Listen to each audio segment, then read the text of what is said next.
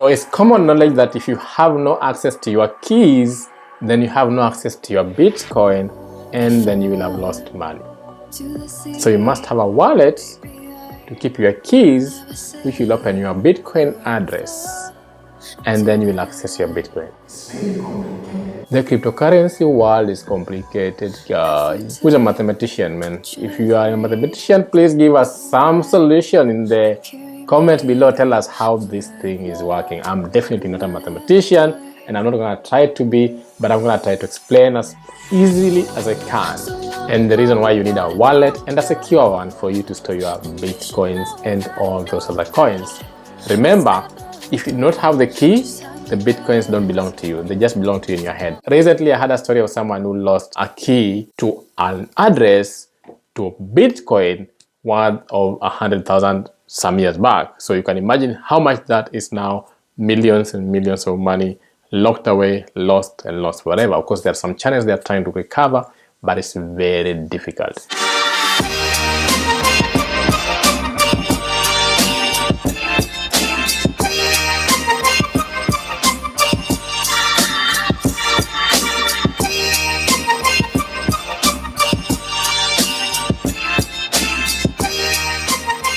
Welcome guys, here at Ken's Money Matters, we talk about the money mindset, how to make that money, how to manage that money, how to enjoy that money, how to invest that money, and how to assure yourself of a consistent income, life of freedom, guys, life of freedom, and we're all going to that journey of financial freedom.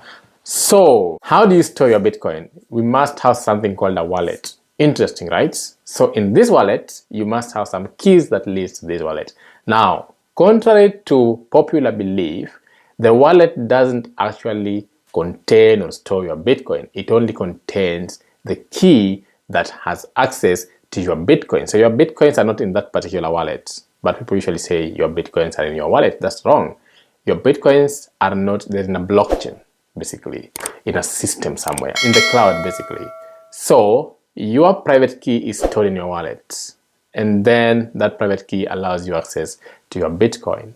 We have private and public key. Public key is basically the address to your Bitcoin. So that's known, the address to your Bitcoin.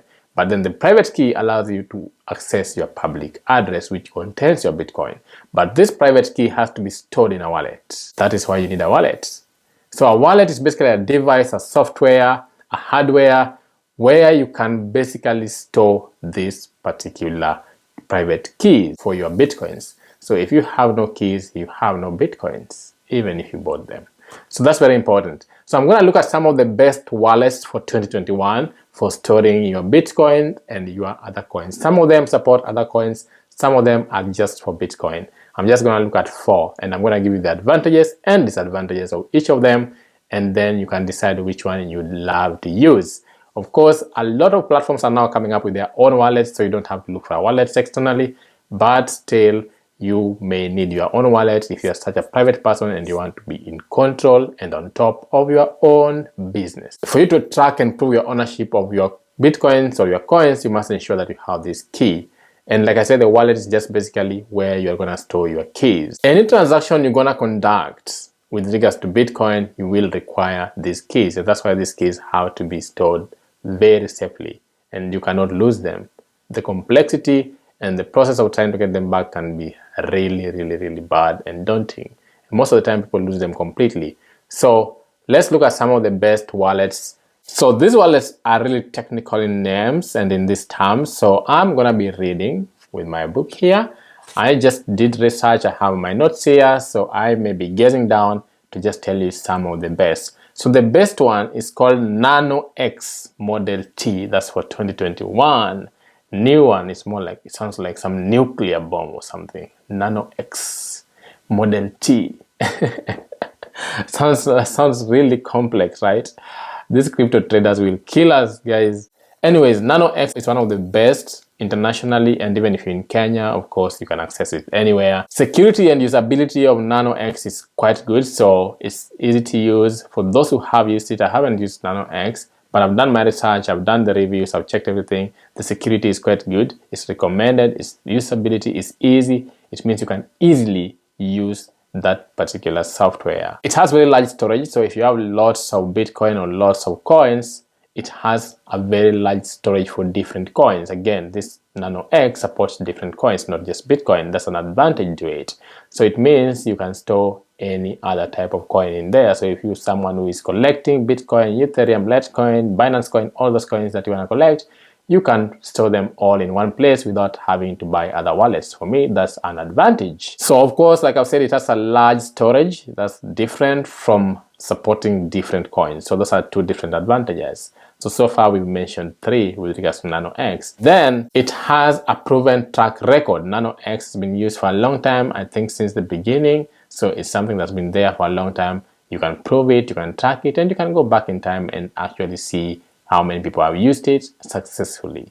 And the only downside to it, which is the final one on Nano X, is that it's costly. So you have to buy it and it costs you some money. Again, anytime you're investing, using money, you don't want to spend money as much to keep your own money, right? So it's costly and that's a downside. But of course, it depends on what you want and how much you have. Then the second one is the Electrum wallet. Electrum wallet has been recommended by so many people. There's a time I was looking for a wallet and most people were telling me that this was the best, even though I didn't go ahead and buy Bitcoin at the time because I wasn't keen on it. I've never been keen on it as much, so I didn't buy it. If you want to store yours on Electrum wallet, it's one of the best.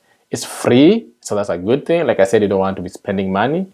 Of course, we always want to go for free stuff. So it's free. But now the downside is that it only supports Bitcoin. So this is only for those who want to buy Bitcoin. So Electrum is for those who want to buy Bitcoin. So if you have other coins, you will have to get other wallets, probably Nano X or any other that you may find, or the ones I'll mention after this. It's touted as not beginner friendly. So most people say it's not very friendly to use because most of these things are softwares that you have to know how to use.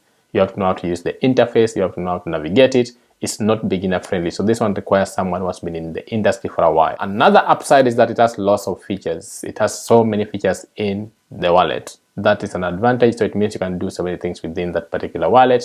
And that's a good thing for those who are holding Bitcoin and you want to use it for a long time. And then for the Bitcoin lovers, we have what we call the Bitcoin Core. That's the third one. The third one is Bitcoin Core. You can download it. It only supports Bitcoin, so that's a downside. For those who have more than just Bitcoin, they have other coins too, so you will have to find a different wallet for the others. So Bitcoin Core only supports Bitcoin. That's a downside for most people because now people want to diversify and have other coins too. But if you are someone who's just interested in Bitcoin, then this is an option for you. With Bitcoin Core, you have complete autonomy. So if you are a private person and don't want anything that is used by other people with Bitcoin Core, you have complete autonomy of that particular software that you will have downloaded. It gives you more privacy than the others that I've mentioned above. So of course that autonomy comes with more privacy than what I've mentioned, so that's very important. The downside to Bitcoin Core is that it requires a large space on your laptop or whatever it is you're using it on, and Bitcoin Core only uses desktop, so it requires large disk space for storage. So that can be a disadvantage for some people that they don't have so much memory.